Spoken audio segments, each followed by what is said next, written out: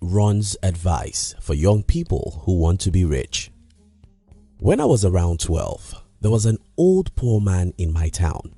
Oftentimes when I was on my way to school or returning in the afternoon, I would see this old, rejected and depressed man coming from or going to the farm. His clothes were always dirty. He walked slowly because he was probably in his late 70s and he rarely smiled. Whenever I saw that man, I would tell myself, I would rather die young than to be old and be like this man. So at the early age, I was lucky enough to know that if I run away from difficult situations when I'm young, I'll do difficult things when I'm old. I will share with you some other details about this story as I try to challenge you with one of the best advice of Jim Rohn, which I believe can make you rich. Now, if you're new here, consider subscribing so you won't miss other interesting videos like this. Here's the thing. Out of many advice given by Jim Rohn in his 79 years lifetime, I think the most important of them is you must suffer one of two things: the pain of discipline or the pain of regret. Don't be mistaken about this. You've got no escape route. In your life, you will suffer. In your life, you'll go through pains. In your life, you'll cry. But you have the choice. You can choose to suffer the pains that come from being disciplined or wait for the pains that come from poverty, loneliness, depression and failure. You must suffer one of two things: the pain of discipline or the pain of regret. Tomorrow is far.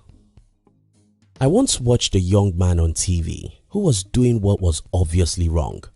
When he was asked how he would feel at 70, looking back at his present errors, he said, "Well, I still have about 50 years before I regret." This sounds so stupid, but we all do similar things in our life because we think that tomorrow is far.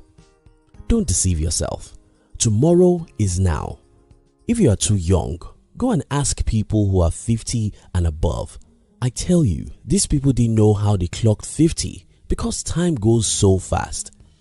I once read a quote from Robert Kiyosaki that went something like, "If you know what it means to be old, you would live well when you are young." I think you should think about that and be willing to go through the pains of discipline now. The truth is, most young people don't know what it means to be old. Being old means that many of your friends have died, many are sick so they cannot leave home, many are too old to even think of visiting you, so you are lonely.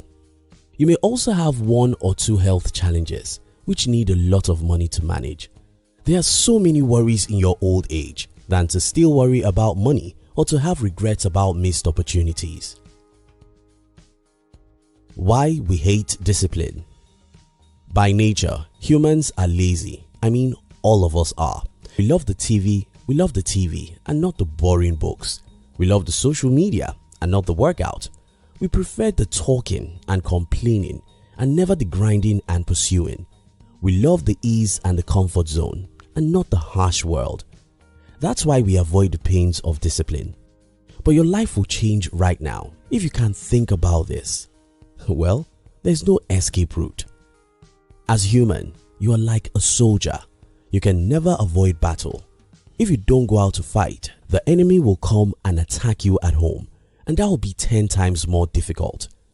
As humans, if you don't get out and be disciplined, if you don't do whatever you ought to do even if it's difficult, if you don't read those books, if you don't practice that music several hours every day, if you don't start that business even when it's tough, if you live like a coward and wish that your life should change by miracle, well, two things will happen. First, someone else will use you to pursue his own dreams, and just when he finishes using you, he will dump you into poverty and frustration.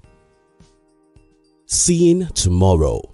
You see, I spent most part of my last 1 decade going through some of the most difficult situations you can ever imagine. And guess what? I did it on purpose. I closed my eyes when I was 21 and threw myself out. I told myself, build your own company or die trying. It was not a half-hearted decision. I had no space in my heart to make excuses or wait for a government to help me. I knew what was at stake, and that is my future and my life. I wanted freedom. I wanted a life of my own. I wanted a life which allows me to sleep and wake up at my own time. I wanted a life which will allow me work when I want to and with whom I want to. I didn't want a life that worries about money. I didn't want a life that hates his job and only works for money. I don't just want to live. I wanted to live with purpose, and to do this, I understood that I mustn't make excuses or wait for a miracle. I understood that I will have to get out, fight hard, get wounded, fall, fail and cry.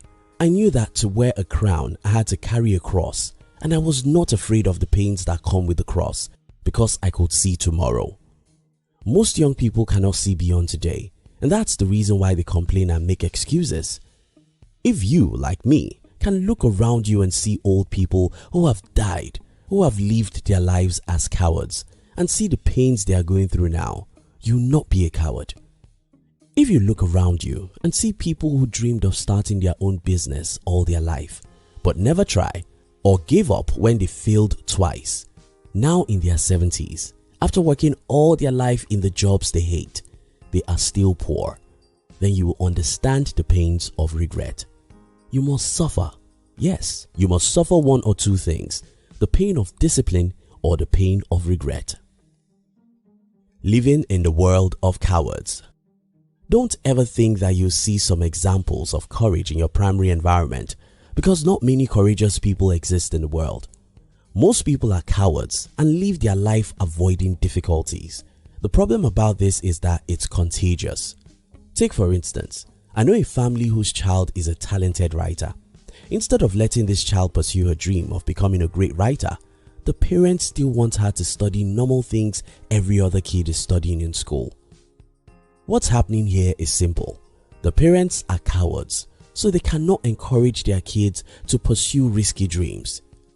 They know that there is no security for anyone who pursues his dreams outside the normal route everyone knows.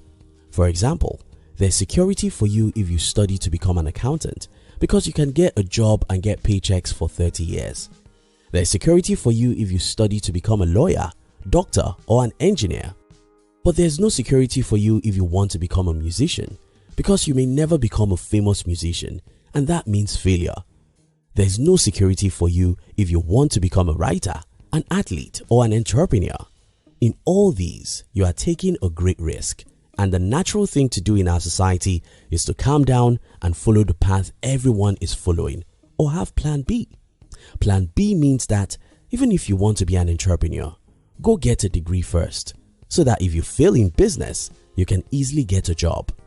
The problem about this way of thinking is that Plan B will always distract you from Plan A. I left school without any degree because I didn't want to be employable. I knew if I was employable, I could easily stop pursuing my entrepreneurial dream whenever the road becomes rough. But because I had no degree, I knew that I didn't have Plan B. Because I didn't have Plan B, I fought with my last blood and I won. You must suffer one of two things, the pain of discipline or the pain of regret.